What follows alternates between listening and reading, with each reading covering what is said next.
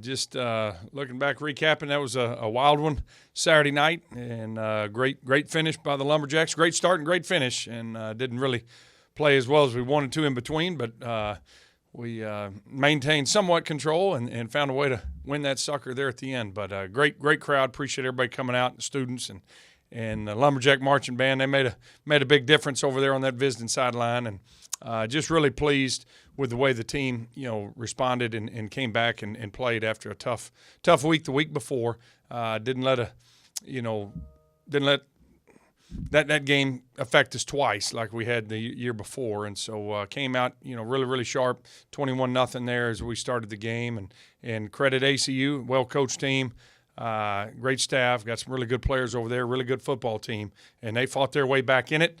Tied it up there in the fourth quarter, and is back and forth affair there to the very end. And we challenged our guys to play Lumberjack football for 60 minutes. You do that, you're going to win the game. It took us 60 minutes plus one.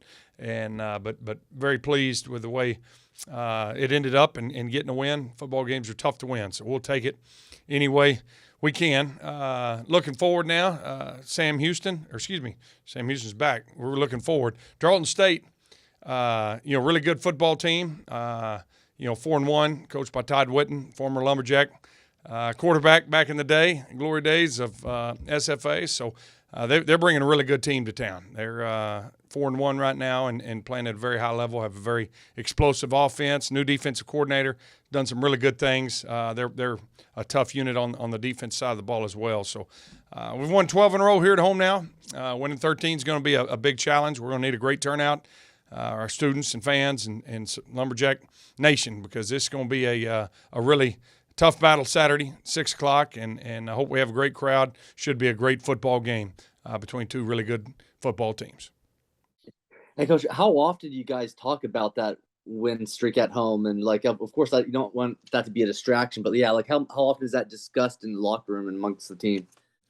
Yeah, that's a great question. We don't just harp on it a lot. We mention it a couple times during the week, just letting them know. I mean, it is a great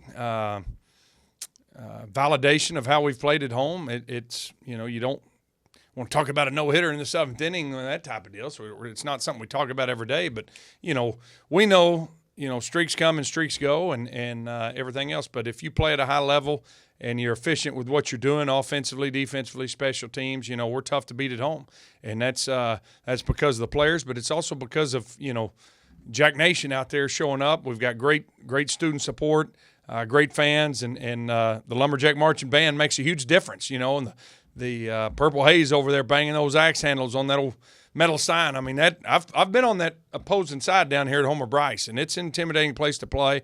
And so just the overall environment really creates a great home field advantage for us.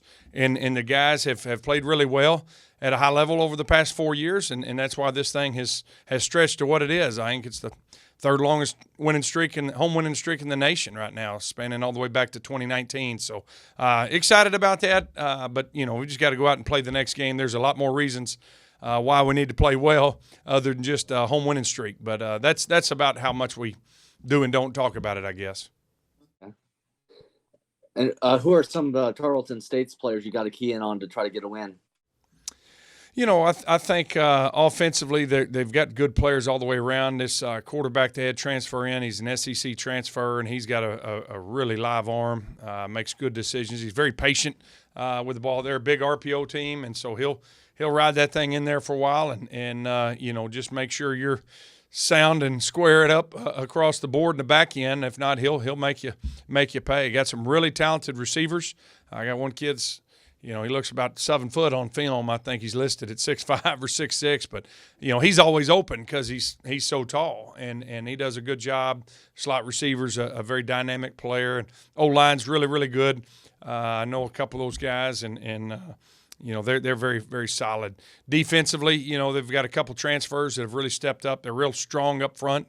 Got some big bodies, and have some transfers in the back end, second and third level that have really come in and made an impact, and they're flying around and they play some tough football on the defensive side. That DC's done a nice job.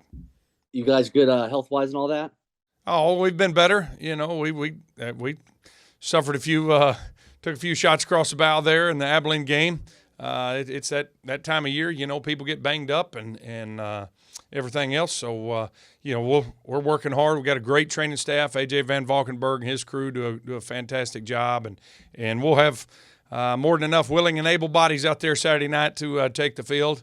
And but everybody's got injuries this time of year. Injuries equal opportunities. So there'll be somebody out there. Yeah. That's all I got for you, Coach.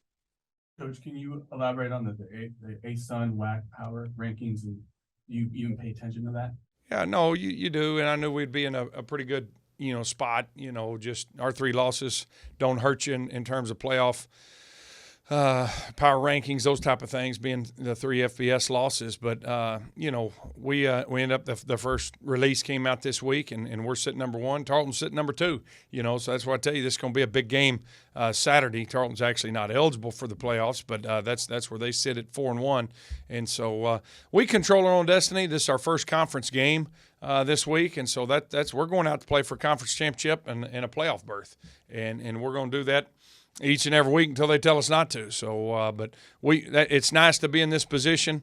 I'm glad we've taken care of business in the games that we have, and so now we just got to keep getting better each and every day out there at practice in the film room, and take it one game at a time, and we'll have a chance to reach all our goals this fall. Yeah, when snapping that ball, was there more pressure than other snaps that you make? Nah, it's just another snap.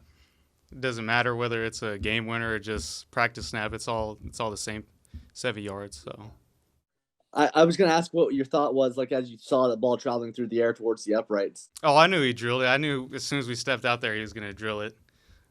We had a 51-yard opportunity last year that we didn't get to take advantage of. So, all season and just the off season, like me, Max, and Chris, we – whether it be a workout or in practice, we stayed after and made sure we hit a 51-yarder.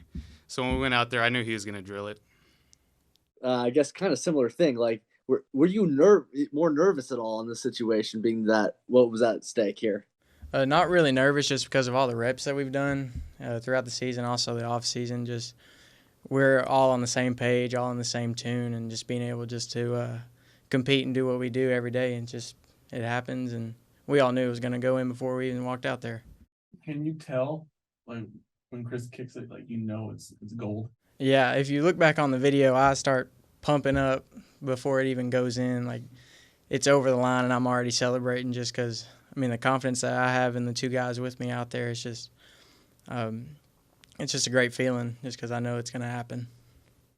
How long have the 3 of y'all worked together on a field goal? Like, just in general, like, how long have you worked together on field goals?